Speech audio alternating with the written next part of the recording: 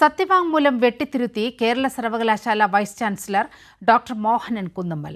Senate nomination വിഷയത്തിൽ registrar തയ്യാറാക്കിയ സത്യവാങ്മൂലമാണ് VC വെട്ടിത്തിരുത്തിയത്. നടപടിക്കെതിരെ പ്രതിഷേധം ശക്തമാക്കി സിൻഡിക്കേറ്റ് അംഗങ്ങൾ.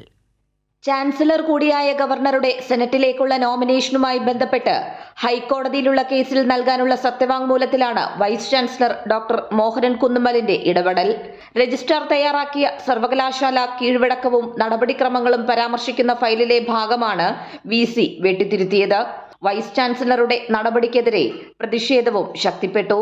വൈസ് ചാൻസലറുടെ നടപടി ചാൻസലറെ സഹായിക്കാൻ വേണ്ടിയെന്ന് ചൂണ്ടിക്കാട്ടി സിൻഡിക്കേറ്റ് അംഗങ്ങൾ പ്രതിഷേധിച്ചു. കീഴ്വഴക്കവും നടപടിക്രമവും നിയമവും വിശദീകരിച്ചുകൊണ്ടാകണം സത്യവാങ്മൂലമെന്ന് കാട്ടി സിൻഡിക്കേറ്റ് അംഗം G മുരളീധരൻ VCക്ക് കത്ത് നൽകി. ചാൻസലറുടെ തെറ്റായ നടപടികളെ പിന്തുണയ്ക്കുന്ന വൈസ് ചാൻസലറുടെ നടപടിക്കെതിരെ കഴിഞ്ഞ സിൻഡിക്കേറ്റ് യോഗം വലിയ വാക്പോരിന് സാക്ഷ്യം വഹിച്ചിരുന്നു.